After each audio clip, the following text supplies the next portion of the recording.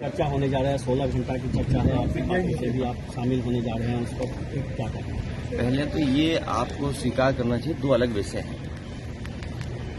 सिंदूर operation में फौज के साहस का, फौज की बहादुरी का, फौज के पराक्रम का उनको हम बधाई देते हैं। जिन परिस्थितियों में उन्होंने मुकाबला किया और उन्हें अगर और मौका मिलता तो हो सकता था पीओके भी वो ले लेते।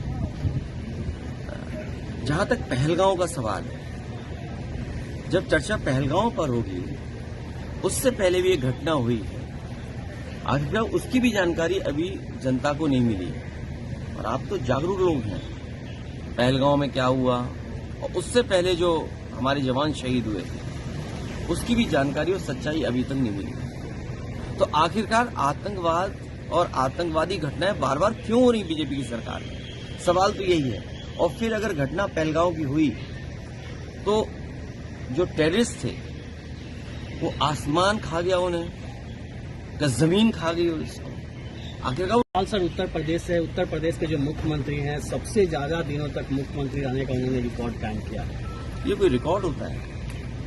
जो काम न करे, काम न करने वाले का अगर कोई रिकॉर्ड कभी माना जाएगा तो उत्तर प्रदेश के मुख्यमंत्री होंगे।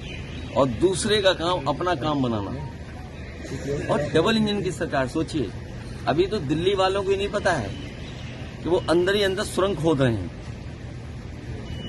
लखनऊ वाले अंदर ही अंदर सुरंग खोद रहे हैं।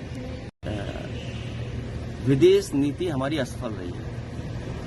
हमें दुख है कि जहां भारत का सम्मान दुनिया के कई देशों ने किया, लेकिन जब जरूरत पड़ी भारत को तो कोई देश हमारे साथ खड़ा नहीं। सम्मान अलग दृष्टिकोण है और हमारे साथ खड़ा होना अलग दृष्टिकोण है। तो चिंता का विषय तो यही है कि कोई देश हमारे साथ क्यों नहीं खड़ा है, जब हम व्यापार दे रहे हैं। चीन को कितना व्यापार दे रहा है भारत, आखिरकार व्यापार रुकेगा कि नहीं रुकेगा? और ये तो हम अपने भाषण में बोलेंगे कि भाई कोई प्रोग्राम बनाना चाहिए ना। जैसे नोटबंदी हुई, कोविड में हम लोगों ने थाली और क्या क्या बजाया, तो सरकार का सुनती है ना जनता। तो सरकार को ये फैसला लेना चाहिए कि अगले 10 साल में हम कोई चीन का सामान भारत में नहीं आने देंगे। इकट्ठा तो नहीं रोक सकते। अब सोचिए, अमीरों का तो सब कुछ आ रहा है, लेकिन गरीब के लिए खाद की जरूरत तो कुछ नहीं आ रहा। नहीं, हिंदुस्तान भी अच्छा नाम है, हिंदुस्तान बहुत अच्छा नाम है, हिंदुस्तान के नाम में कोई कमी नहीं। और भारत भी होना चाहिए, इंडिया भी होना चाहिए। इंडिया के साथ कौन था? हम लोग तो भारत के साथ थे, हिंदुस्तान के साथ थे। इंडिया के साथ कौन था?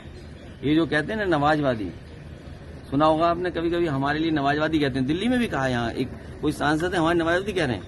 आपको उनको पता नहीं है, बीजेपी में नए आए होंगे हो सकता है, या बीजेपी का इतिहास नहीं पढ़ा होगा उन्होंने। बीजेपी के जो सबसे पहले राष्ट्रीय अध्यक्ष बने, उनके प्रस्तावक 5 बार के नवाजी थे।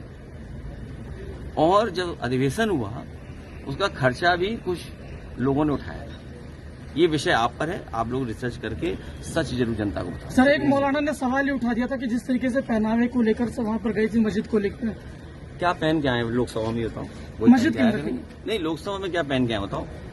जो लोकसभा में पहन के आएंगे वही हमारी हर जगह ड्रेस होगी।